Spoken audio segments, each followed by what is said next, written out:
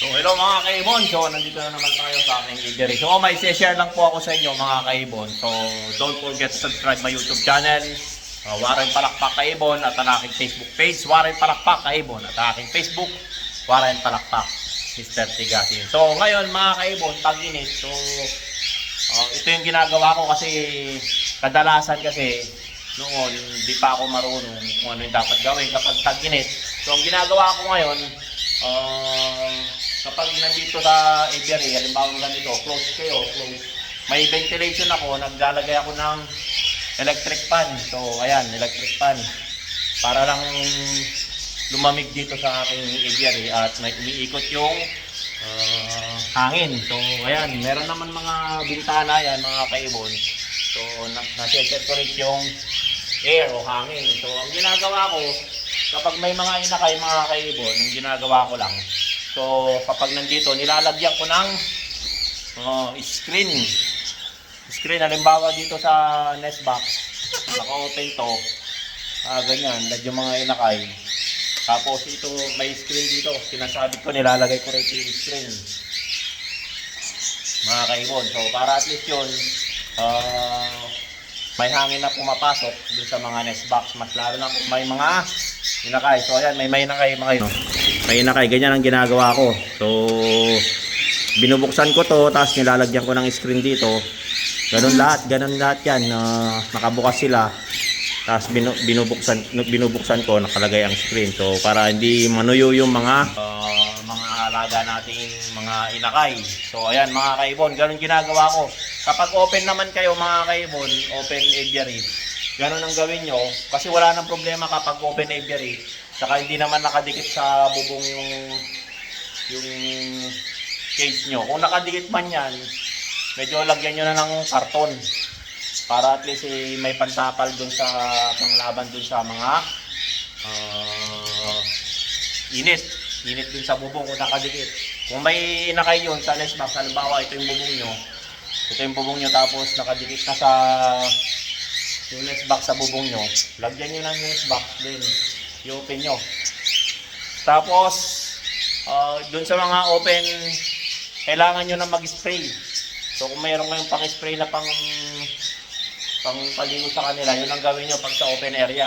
So ayan, ganun din dito sa aking aviary, ganun din ginagawa ko basta nandito lang ako. So pini-sprayan ko sila, pero hindi nawawala yung aking mga electric fan. So ayan ang ginagawa ko. So para lang mapaikot yung hangin dito, papalabas yung hangin na mainit basta umiikot. May ventilation sila, for sure, para hindi may stay, hindi sipunin yung mga alaga natin. So ayan mga kaibon, ganun lang ginagawa ko. Pag may nakay, i-open natin yung nest box, lagyan natin ng screen. So sakripisyo tayo, talagang kailangan natin bumili tayo ng strip pantapal, mas lalo na sa open aviary. So wala silang aviary ganito, open lang sila, lagyan nyo ng nest box. Pero kung open kasi kadalasan minsan by ventilation naman, so yung nest box talaga kailangan naka-open kung mainit na mainit lang o nakadikit sa bubong. Pero kung hindi naman mga kayo, malayo sa bubong, okay lang yun. Tapos open nyo lang kung nandun kayo sa bahay. Kung nasa work kayo, kailangan nyo talagang i-open na yung nest box. Tapos may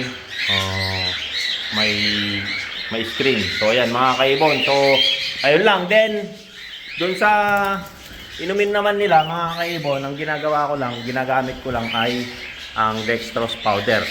Ito kasi kailangan to pang electrolyte, mas lalo na pag mainit yung panahon. Kailangan nila ng electrolyte. So yan ang ginagawa ko dito sa aking aviary. So ayan mga kaibon. So ayan, i-share ko na naman po sa inyo yung aking ginagawa kapag mainit. So ayan mga kaibon, kapag mainit, ganoon ang ginagawa ko. Kailangan ng ventilation. Kapag close aviary kayo, lagyan nyo ng electric fan. So ayan mga kaibon, ganoon lang ginagawa ko rito. Wala namang pinag-iba.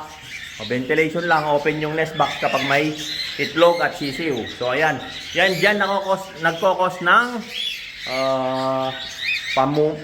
yung dead cell. Kumbaga namamatay yung sisiw sa loob ng itlog. So ayan, so overinit, naluluto sila, namamatay talaga.